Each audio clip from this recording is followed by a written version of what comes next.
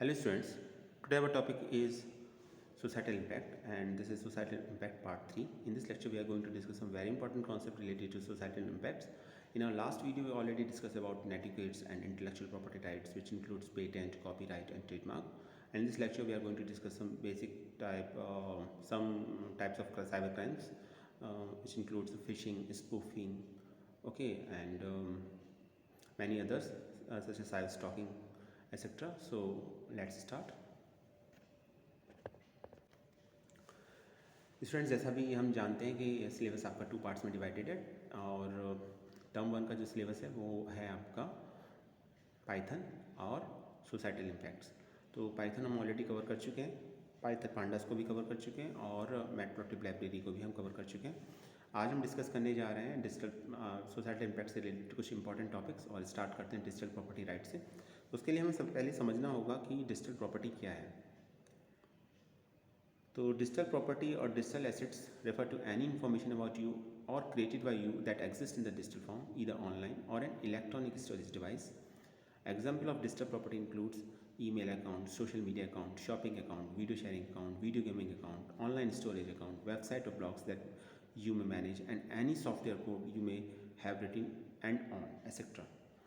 देखिए, digital property की simple definition ये है कि वो प्रॉपर्टी जो डिजिटल फॉर्म में है, ठीक है, और जो आपने इलेक्ट्रॉनिक स्टोरेज डिवाइस में अपने स्टोर कर रखी है, आपकी पेन ड्राइव में, हार्ड डिस्क में, ठीक है, या फिर आपकी ऑनलाइन एग्जिस्ट करती है वो आपकी, तो ये डिजिटल प्रॉपर्टी कहलाती है। तो इसमें डिजिटल प्रॉपर्टी में क्या क्या इंक्लूड होता है? आपका ईमेल अकाउंट है, सोशल मीडिया अकाउंट है, आपका फेसबुक इंस्टाग्राम अकाउंट मान लीजिए ये है आपका, तो ये भी आपकी डिजिटल प्रॉपर्टी कहलाएगी। शॉपिंग अकाउंट है, आपने फ्लिपकार्ट या अमेजन पर किसी पर भी आपने अपना अकाउंट बना रखा है, तो ये भी आपकी डिजिटल प्रॉपर्टी कहलाएगी। वीडियो शेयरिंग अकाउंट है, जहाँ वीडियो शेयर करते हैं अपने, ठीक है। वीडियो गेमिंग अकाउंट है, जहाँ आप वीडियो गेम प्ले करते हैं आप। ऑनलाइन स्टोरेज अकाउंट है, आपकी गूगल ड्राइव है, जैसे आप जहाँ डेटा स्टोरेज करते हैं, आपकी कोई पर्टिकुलर वेबसाइट है वो है, आप ब्लॉग लिखते हैं, ठीक है, तो ये भी आपकी डिजिटल प्रॉपर्टी है। आपने कोई सॉफ्टवेयर या कोई कोड है जो आपने बनाया है, लिखा है, तो वो भी आपकी डिजिटल प्रॉपर्टी है। तो ये सभी एग्जाम्पल हैं डिजिटल प्रॉपर्टी के। चलिए आगे देखते हैं। नेक्स्ट आता है प्रीवेसी। प्रीवेसी क्या है? Privacy the protection of personal information given online and in the e commerce specially it is related to company policies on the use of users data. तो देखिए, जो यूज़र डेटा है, user का जो data है, आप किसी ऑनलाइन जब ऑनलाइन जाते हैं, आप शॉपिंग करते हैं फॉर एग्ज़ाम्पल, तो वहाँ अपना डेटा आप अपनी इन्फॉर्मेशन देते हैं, अपनी पर्सनल डिटेल देते हैं, आपका नेम, आपका contact number, email ID, address, ठीक है, ये सब इन्फॉर्मेशन आप देते हैं। तो इन्फॉर्मेशन के लिए ज़रूरी कि वो जो कंपनी है जिससे आप ट्रांजेक्शन कर रहे हैं, वो कंपनी उस इन्फॉर्मेशन किसी और को प्रोवाइड ना करे।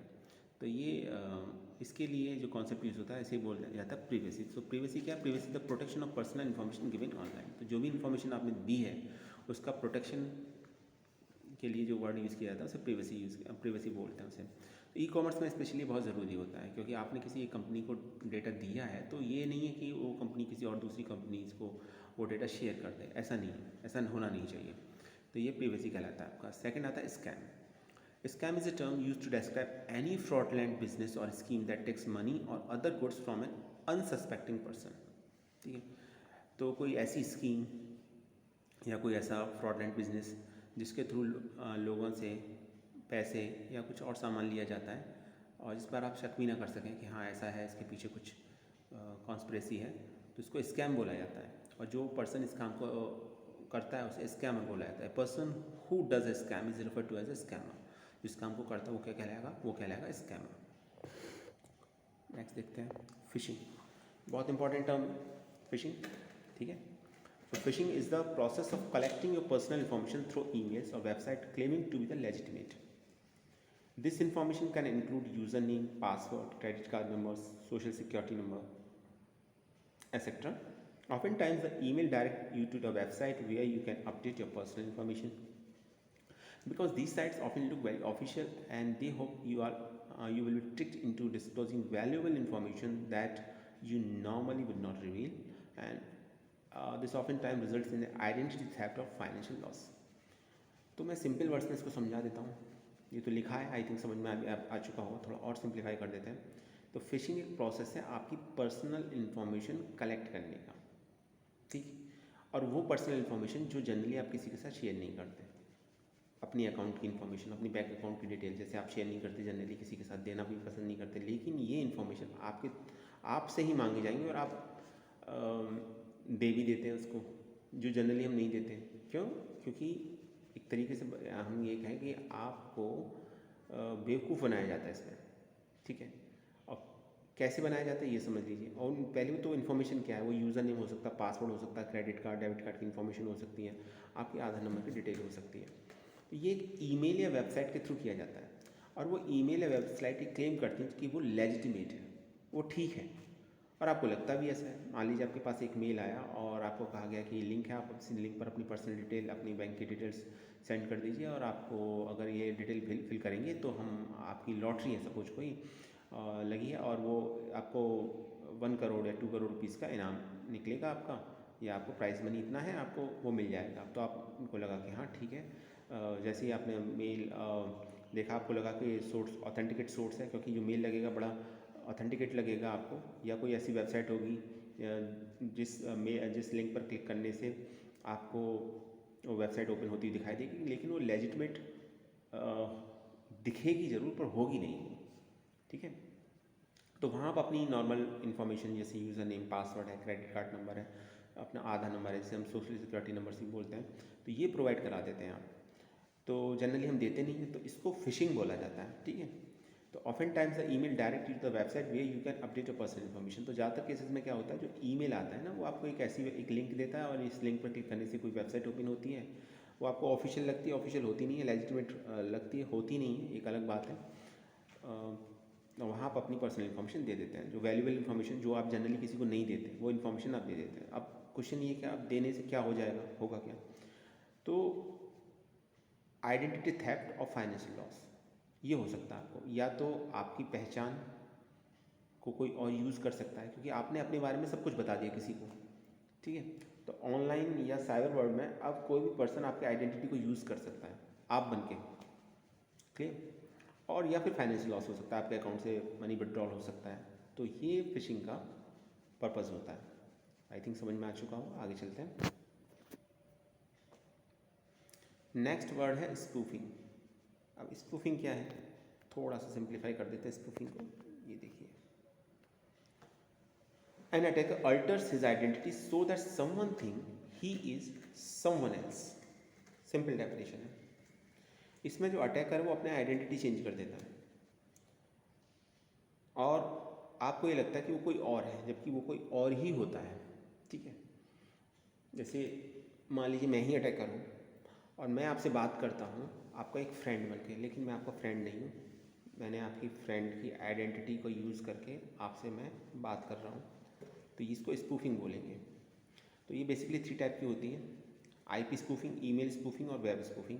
सो attacker exploit the trust relation between user and the network machine और gain access to the machine. तो इसमें क्या होता है कि जो अटैकर है वो एक जो रिलेशन है यूज़र और नेटवर्क मशीन के बीच में, उस नेटवर्क को वो एक्सप्लॉइट करता है, ठीक। और इसके थ्रू, और कैसे करेगा, वो मशीन का एक्सेस ले लेगा, और जब कम्युनिकेट करेगा तो आपको लगेगा कि कोई और है, कि वो कोई और ही होगा।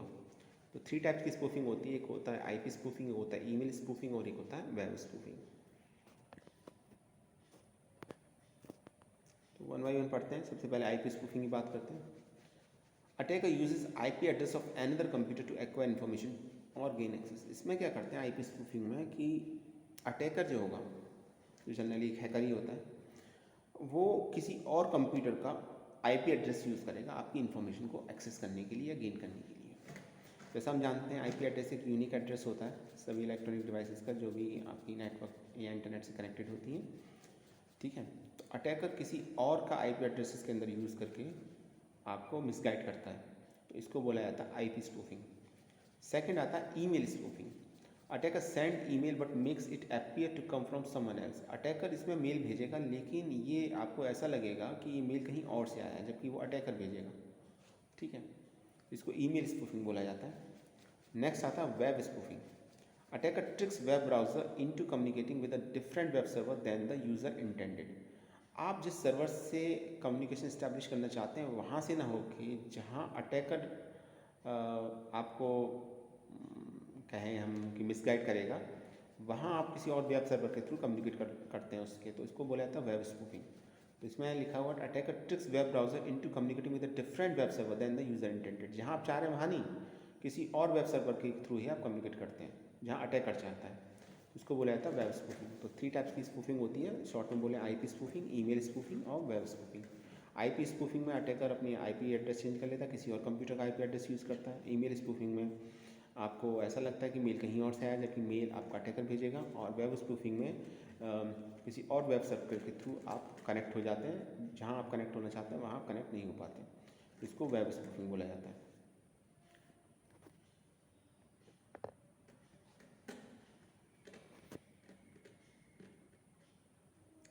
तो बात करते हैं थोड़ी ईमेल स्पूफिंग की। ईमेल स्पूफिंग क्या है, ईमेल स्पूफिंग कैसे होती है आपकी?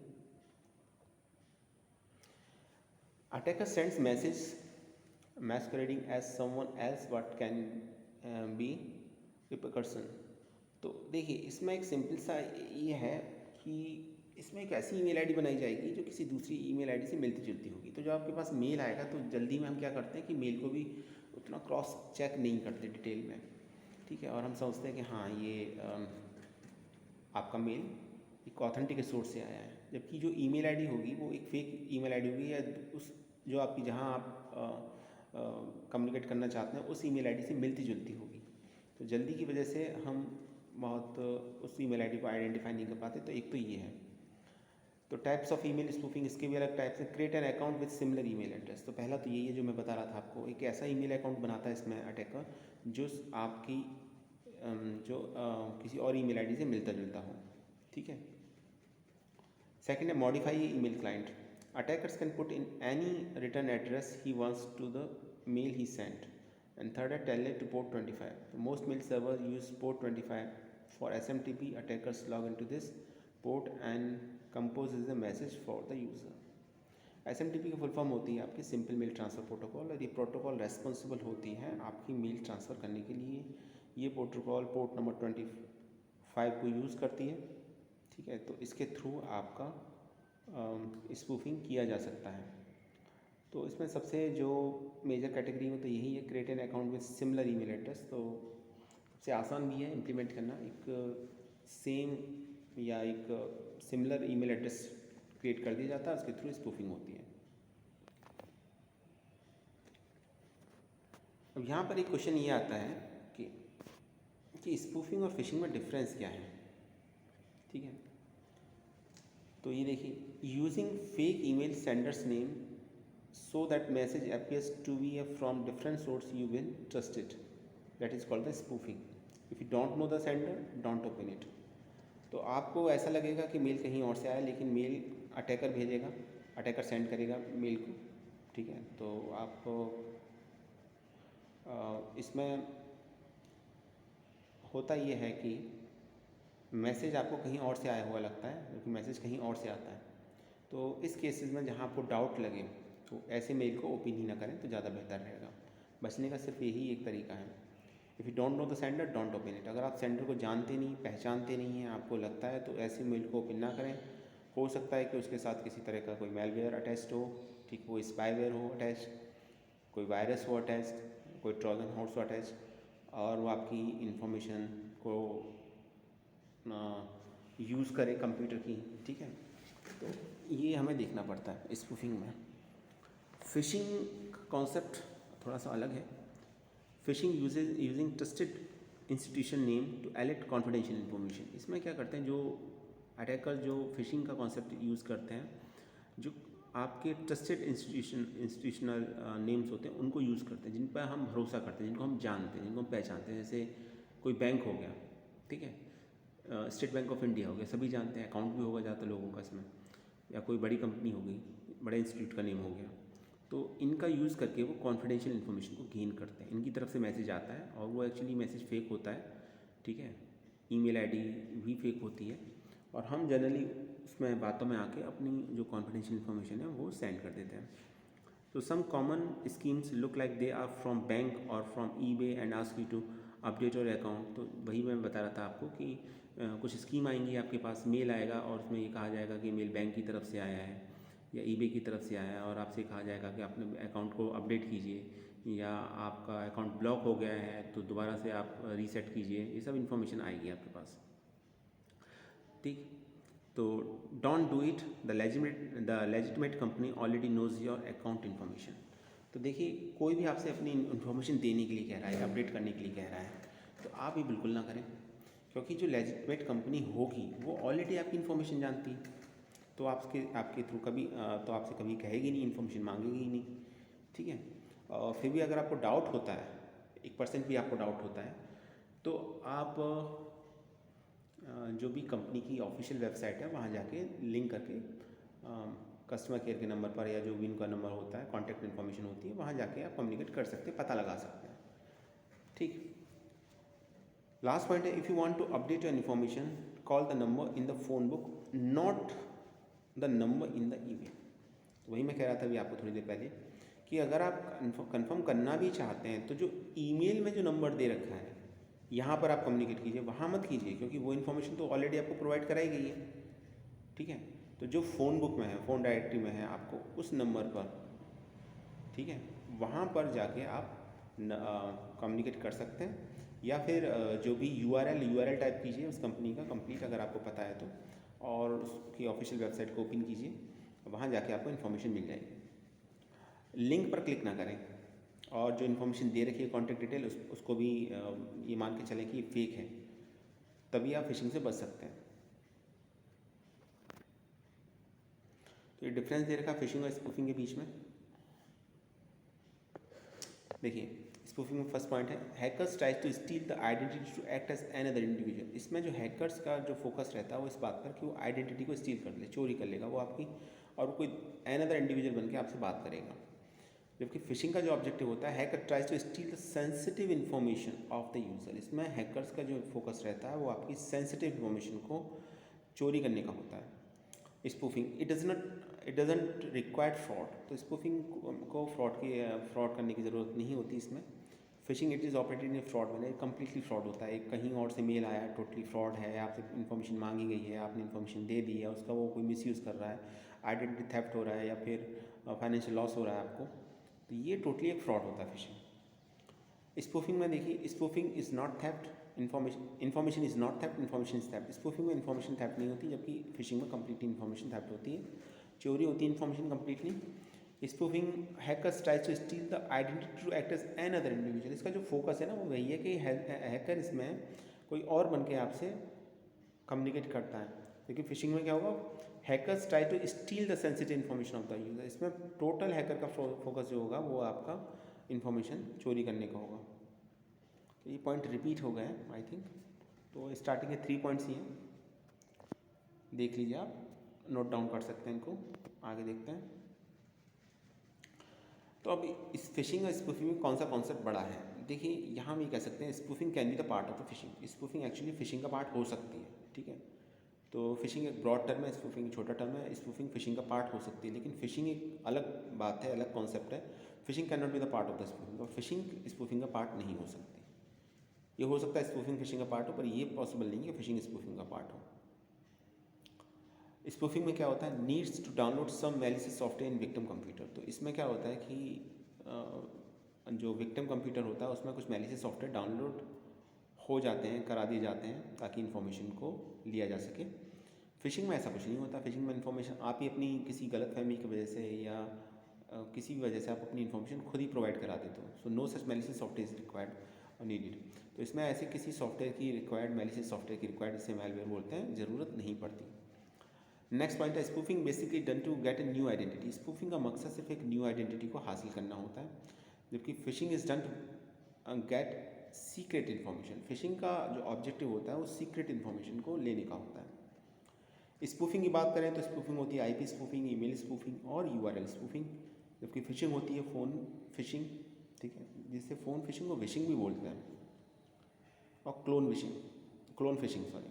तो फ़ोन फिशिंग और क्लोन फिशिंग।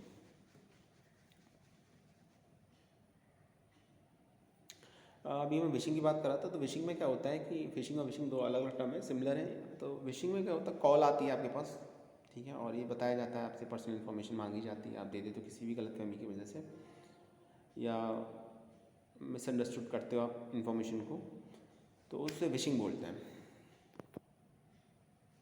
अब एक कॉन्सेप्ट आता है फार्मिंग का। Okay, pharming is a more advance technique to get user credential by making effort to entering users into the website. In other words, it misdirects user to a fake website that appears to be the official and victims give their personal information by fault.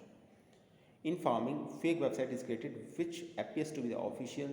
User can access the website and request is popped up regarding username and password and other credentials. देखिए, farming बहुत important concept है, थोड़ा सा और broad term है, fishing से काफ़ी बड़ा टर्म है। फार्मिंग में क्या होता है, एक फेक वेबसाइट बनाई जाती है, कम्प्लीटली फेक, ठीक, और वो ऑफिशियल वेबसाइट की तरह दिखती है और इसके थ्रू आपसे पर्सनल इन्फॉर्मेशन मांगी जाती है, जहाँ पर्सनल इन्फॉर्मेशन दे देते हैं। तो सबसे फार्मिंग का जो मेन फोकस रहता है वो फेक वेबसाइट बनाने पर रहता है, जो ऑफिशियल वेबसाइट की तरह ही लगती है, ठीक है। तो ये फार्मिंग का कॉन्सेप्ट कहलाएगा, जहाँ आप यूज़र नेम पासवर्ड दे देंगे। तो ऑब्वियसली बात है कि जो वेबसाइट आप ओपन करना चाह रहे तो वो वेबसाइट नहीं है, वो कोई और वेबसाइट है। मैं एग्जांपल देता हूँ आपका, जैसे SBI की वेबसाइट है आपकी, तो SBI की वेबसाइट से मिलती जुलती किसी हैकर ने कोई एक वेबसाइट क्रिएट कर दी जिसका look and feel original website से काफ़ी मिलता जुलता है, और आपके पास लिंक आया और आपसे कहा गया कि भाई आप इस पर अपनी इन्फॉर्मेशन को अपडेट कर दीजिए। ऑब्वियसली आपने अपनी सेंसिटिव और पर्सनल इन्फॉर्मेशन को वहाँ शेयर कर दिया। अब आपकी क्रेडिट कार्ड, डेबिट कार्ड के रिलेटेड आपकी जो पर्सनल इन्फॉर्मेशन है, जो आपकी बैंकिंग डिटेल्स हैं, वो ऑलरेडी अब चूँकि आपने फेक वेबसाइट पर सभी इन्फॉर्मेशन को प्रोवाइड करा दिएगा, तो वो कहीं और स्टोर होंगी, ठीक है, मेन सर्वर पर नहीं जाएगी इन्फॉर्मेशन, क्योंकि वेबसाइट तो फेक होगी वो कम्प्लीटली। तो इस कॉन्सेप्ट को फार्मिंग बोला जाता है। तो ये एक एडवांस टेक्निक है, ठीक है। यहाँ आपको मजबूर कर दिया जाता है कि आप एक वेबसाइट पर अपनी पर्सनल इन्फॉर्मेशन दें, और आपको लगता भी कि लेजिटिमेट है, वो लेजिटिमेट होती नहीं है, ये अलग बात है, ऑफिशियल की तरह दिखती है पर ऑफिशियल होती नहीं है, और आपको कभी कभी पता नहीं चलता। इसलिए बोला जाता है कि अगर कोई लिंक आ रहा है किसी कंपनी की तरफ से, ठीक है, तो आप ऐसा नहीं है कि लिंक पर क्लिक कर दें और फिर वहाँ अपनी पर्सनल इन्फॉर्मेशन सेंड कर दें। आप पहले तो लिंक पर क्लिक ही ना करें, क्लिक करें तो अपनी पर्सनल इन्फॉर्मेशन ना दें, कन्फर्म कर लें कि ये इन्फॉर्मेशन है कि नहीं। और जैसे मैं पहले भी बता चुका हूँ आपको कि जो लेजिटिमेट कंपनीज़ होंगी उनके पास ऑलरेडी आपकी पर्सनल इन्फॉर्मेशन होगी तो वो कभी आपसे मांगेंगे ही नहीं, ठीक है।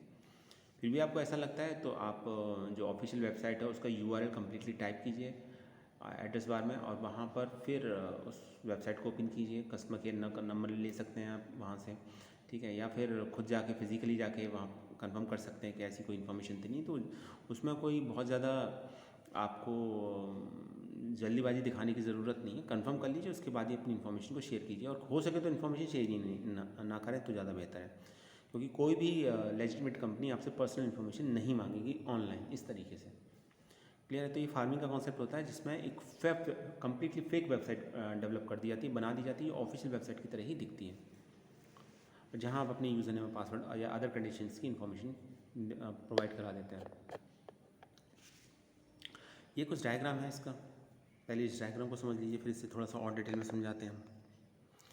अटैकर, DNS सर्वर, एक है लेजिटिमेट वेबसाइट, एक है फेक वेबसाइट, और बीच में आपने देखा हुआ यूज़र का सिंबल बना हुआ है।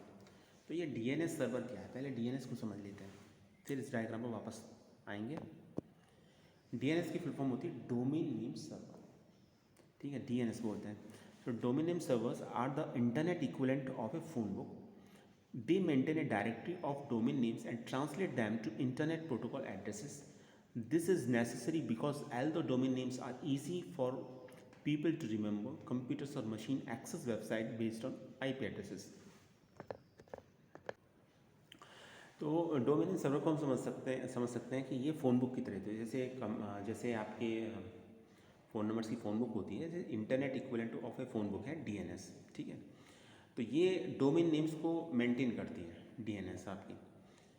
और ऐसा क्यों होता है, डोमेन नेम को ना सिर्फ मेंटेन करती है बल्कि उन्हें इंटरनेट प्रोटोकॉल एड्रेस में कन्वर्ट भी करती है, क्योंकि बड़ी सिंपल सी बात है कि डोमेन नेम को याद करना ज़्यादा आसान है लोगों के लिए, कंप्यूटर के लिए और मशीन के लिए as compare to IP addresses, ठीक है।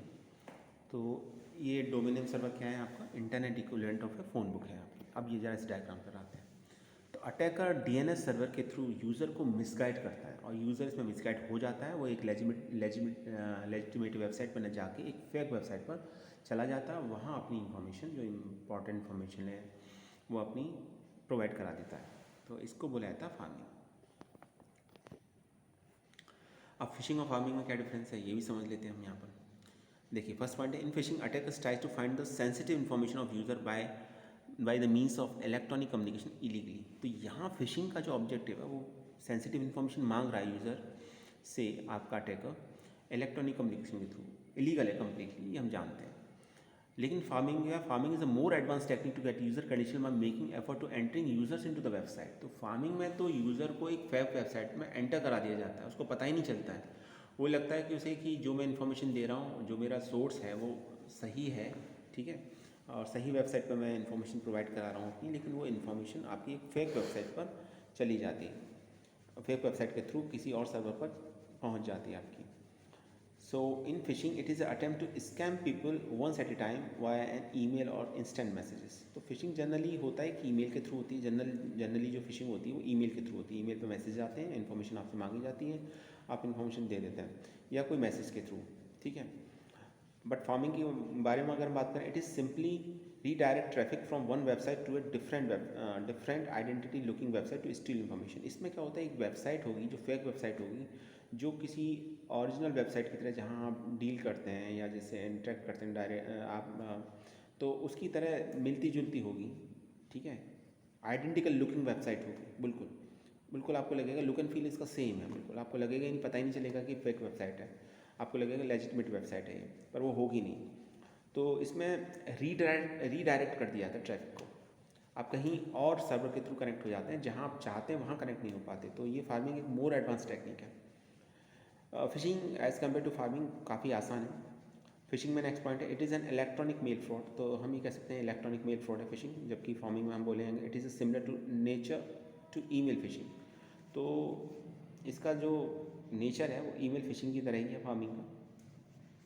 लास्ट पॉइंट देखिए, it is a type of fraud in which an attacker tricks the victims into providing personal information by email और मैसेज। तो इसमें क्या करता है, जो अटैकर होता है वो आपको किसी तरीके से, इस तरीके से ट्रिक करके विक्टिम को, ठीक है, मजबूर कर देता है या बेवकूफ़ बनाता है, ज़्यादा कहें तो सही रहेगा ये वर्ड, कि आप अपनी इन्फॉर्मेशन, जो पर्सनल इन्फॉर्मेशन है उसको ईमेल के थ्रू मांगता है या मैसेज के थ्रू मांगता है और प्रोवाइड करा देता है। जबकि फार्मिंग में क्या होता है, it is a scam and seeks to obtain personal and private information through domain spoofing. तो ये डोमेन स्पूफिंग के थ्रू होता है, DNS सर्वर के थ्रू अप्लाई होता है, आपको पता ही नहीं चलता जनरली इसके अंदर, और ये एक स्कैम है जिसमें आपकी पर्सनल और प्राइवेट इन्फॉर्मेशन को ले लिया जाता है। फिशिंग में नेक्स्ट पॉइंट देखिए, phishing relatively easy to initiate and identify. Phishing को phishing as compare to pharming अगर दोनों को अप्लाई करने की बात करें तो आसान है, इनिशिएट करना भी आसान है और आइडेंटिफाई करना भी बहुत आसान है। फिशिंग को आप पहचान सकते हैं ईजीली, बच सकते हैं फिशिंग से। पर फार्मिंग के साथ ऐसा नहीं है। फार्मिंग में it is more difficult to accomplish and identify. इसी को एकम्प्लिश करना भी मुश्किल है और आइडेंटिफाई करना भी मुश्किल है। फिशिंग में देखिए, it involves a fraudulent email containing a link to a website seeking the personal detail from user. तो इसमें क्या होगा, एक फ्रॉडलेंट मेल होगा, ऑब्वियसली उसमें अंदर कोई लिंक होगा, जो लिंक एक वेबसाइट पर जाके ओपन होगा, वहाँ आपसे पर्सनल इन्फॉर्मेशन मांगी जाएगी, आप दे देते हैं। लेकिन फार्मिंग में ऐसा नहीं होता। Pharming it poisons the DNS server. ये DNS सर्वर के थ्रू ही ये काम करता है और ये यूज़र को रीडायरेक्ट कर देता है किसी दूसरी वेबसाइट पर। आप जब भी किसी दूसरी वेबसाइट पर पहुंच जाओगे, जहां आप जाना चाह रहे हैं वहाँ ना जाके किसी और दूसरी वेबसाइट पर, जो उसका लुक एंड फील सेम होगा ओरिजिनल वेबसाइट की तरह, लेजिटिमेट वेबसाइट की तरह, वहाँ पहुँच जाते हैं। तो ये फार्मिंग है। इसलिए फार्मिंग एक मोर एडवांस कॉन्सेप्ट है। इसे इंप्लीमेंट करना भी मुश्किल है, एकम्प्लिश करना भी मुश्किल है और इसको आइडेंटिफाई करना भी मुश्किल है। फिशिंग को आइडेंटिफाई ईजिली कर सकते हैं। लास्ट पॉइंट है फिशिंग के बारे में, it uses mail. Phishing mail use करते हैं और फार्मिंग इट यूजेस वेबसाइट। तो फार्मिंग में वेबसाइट यूज़ किया जाता है, ठीक है। तो ये कॉन्सेप्ट था स्टूडेंट फिशिंग और फार्मिंग के बारे में। तो आज के लिए इतना ही। नेक्स्ट वीडियो में हम साइबर क्राइम को पढ़ेंगे कुछ डिटेल में। और तो आज हमने पढ़ा फिशिंग, स्पूफिंग और फार्मिंग। तो स्टूडेंट आई होप ये आपको समझ में आ चुका होगा। Okay, so thanks for watching this video.